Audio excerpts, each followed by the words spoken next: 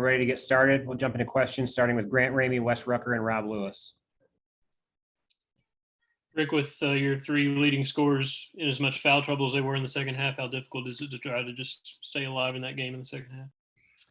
It is. It's very difficult to, as you said, to stay in it and keep doing it. I thought we had a chance to have a lead in the first half. Obviously I didn't like the way we got the game started. I felt like there was too much dribbling and guys going away from what we had talked about in our scouting report and our game plan. But then we went through we had 7 straight possessions where we couldn't have gotten a better look at the basket and couldn't get it to go down. But and then the foul trouble hit, and we're just trying to, as you said, manage the game, trying to get it down to where we can get everybody back on the court. And we needed an inside presence tonight, and we didn't get it because once they spread out on us, we had putting it all on the guards, but it was just a very difficult game to get any flow going whatsoever.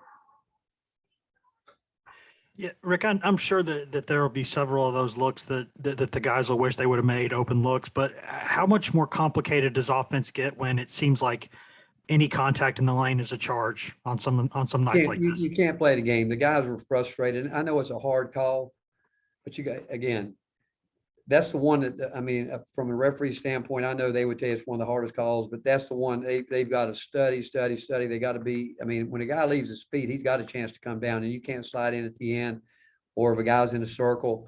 But we told the guys that they do step in late. We told them that. We said, you got to be aware of it. The floaters are going to be difficult.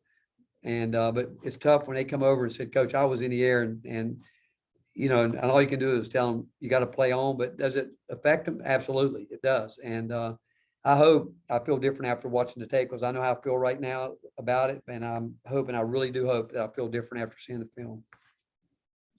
Coach, you touched on it. You played 4 bigs today. You got 9 points out of 60 minutes. Is it just kind of impossible to play good basketball when that's the case on offense? It is. And again, the free throws are huge too. That's the tough thing. Everybody wants to know why guys here or there. Jonas made 1 15-foot jumper, but we need him. And he's capable of doing that. But when he's got to, again, and I'm not putting it on Jonas because he hasn't, this is all new to him, but he's got to give us a presence inside. But the way we started the game with a quick 5 turnovers, mostly from older guys, that's to me is as disappointed as anything because we knew coming in what we're going to have to do this time of year. And that's disappointing, but we've got to get a presence, somebody, and we got guys that are capable of doing it. But when they get fouled, we got to finish dunks, and we've got to finish, got to make layup. We got to make free throws at a higher percentage. Mike Wilson, David Pascal, and Jimmy Himes. Yeah, Rick, you touched on the block charge stuff, but you guys know that Jalen Williams is a guy who picks up a lot of charges. How do you prepare your players for that? And did you feel like they did a good enough job of that and some calls just went the wrong way? Again, I know how I feel right now. And like I said, I hope I feel different when I watch the tape. And because even watching the tape, I knew how I felt coming in, and I knew there would be some of those calls. But at this time in February, we've all played enough. I would like to think that coaches, officials, we all keep studying the game, and there's tendencies out there, and it's a tough call. But we try to make it easier on referees by having a circle. And I don't know if anybody was in a circle, but you got to protect the guy that leaves his feet, just like from the 3-point line. If a guy goes up, you got to give him room to come down. And the same thing's got to be true when you take off. A guy gets up in the air, you can't slide under at the very end. And I hope that wasn't the case. But our players felt it like that. But again, all you can do is tell them during the game, hey, we told you coming in, there are going to be some of those bang bang calls, and you hope that they even out. But if you feel like it's like I look at our guys, we had how many guys in foul trouble? I think they had one. Note they got in foul trouble, but some of those calls go different ways. They got to deal with foul trouble. We had to deal with it all, and other than Note, but again, it's a tough job. It is, but this time of year, we've all got to be I got to be at my best, coach, and referees got to be at their best. Players got to be at their best, and this is down to where it's on, and the heat is on, and everybody's got to be working at a high level.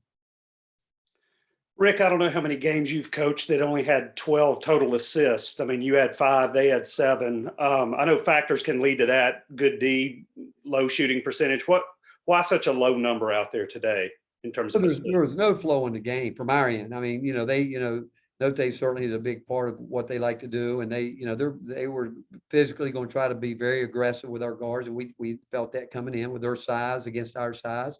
I thought we did a good job when they started early, trying to back us down there. But like I said, I thought we had some chances early to get some momentum and get settled in. But when you're missing shots, it puts that much more pressure on the defensive end. I felt like early, again, I said it, we were dribbling too much and east and west doing nothing, north and south. And we knew we could come off the ball screen. They had that deep catch and we were we wanted guys to take that shot. But when players come off sometimes, like Kennedy and Zakai, they feel they can get to the rim. You got their instincts sometimes take over like that. But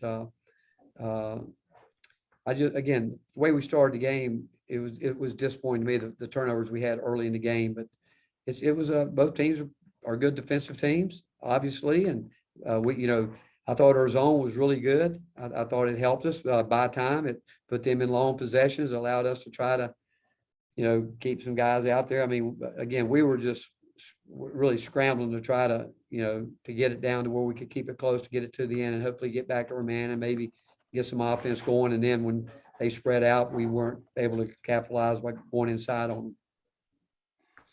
Rick, when you see officials calling the charges like that, does that impact what you're trying to do? Do you tell your guards to not be as aggressive? How do you approach that? Well, it does impact. It really does. And again, I hope they're right. I hope they got them all right. I really do. I really do.